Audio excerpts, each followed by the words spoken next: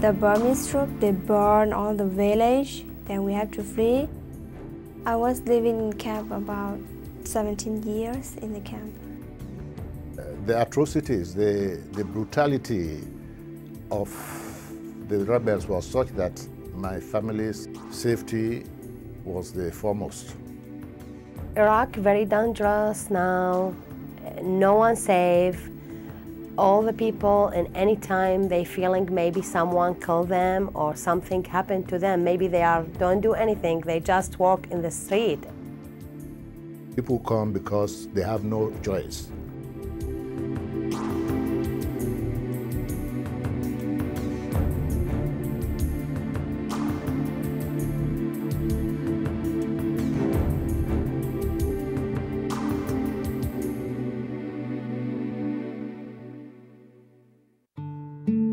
To go to sleep at night and worry as to whether somebody's going to break in your door and harm you or your family, I think must be a horrendous feeling.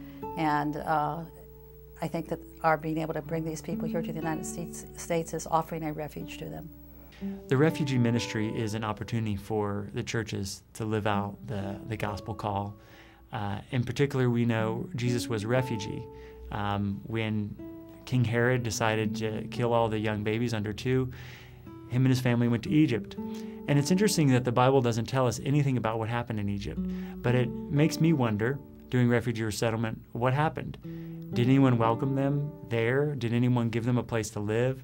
Did Joseph speak the language? Did he find a job? We don't know these things. And I challenge churches, if you had been there in Egypt, what would you have done?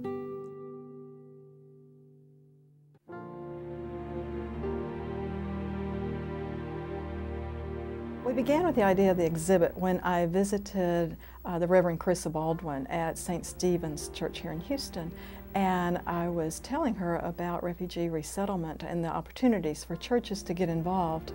And she listened and said there ought to be a way to get some pictures involved so that people could actually see and get a feel for what this ministry is about.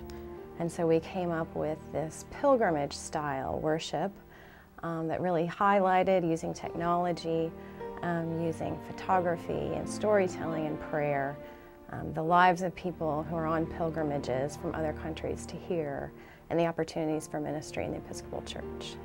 We begin by welcoming them and asking each of the participants to begin identifying as a refugee as much as they are able. You received sort of the card that refugees receive when they're going to the different camps. And to me that was really it helped kind of put you in the shoes and the feet of these refugees.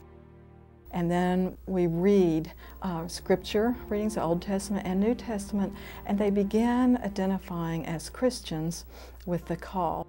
You start in the beginning like a refugee would, and you sense through the news stories that are posted and the sense of the fenceness of being in a camp or being in an oppressive situation where you don't have the freedoms that we do here. It really demonstrates as you walk through the different struggles that the refugees face, all of the different countries that are having such problems that maybe people don't know about. You can learn on the walls about stories from Sudan and Somalia and Burma, and Iraq, and many places of the conditions of the camp. So then we go to the stage of the exhibit that deals with the journey itself and how dangerous it is, and we mix it up a little bit using a video clip. And by seeing actual people and hearing voices, it asks people to identify with that difficulty. We then go to cutting through a net, and that net has been labeled with some of the challenges that too often refugees have had to endure along the way, further losses, whether it's clothing, food, treasured possessions that they've had to barter away. And it's cutting through that net that then takes them to the next step of the journey, which is the Welcome to America.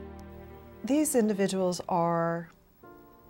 they're just like us. They want a place where they can raise their children, where they can be a family, where they can have a job, where they can make a new life for themselves because their old life is gone. I think one of the most poignant parts of the exhibit is at the end where we have set up the basic things that these people are given when they come to this country. They get the bed, they get a cup, they get a fork, they get a knife, they get a plate, they get a sheet, they get a blanket, they get a table and one chair for each person. Where the churches come in, I think, is to be able to offer them so much more. We have been able to gather, and quite easily, to gather donations from church members to completely furnish an apartment for them. When a church is a sponsor, they will actually take on one refugee family and provide some basic needs for them, but more importantly, connect with the refugee so that the refugee family has an opportunity to get to know our country through its people and to get to know some local people who can show them around the city and allow them to enjoy the things that make our country and our community great.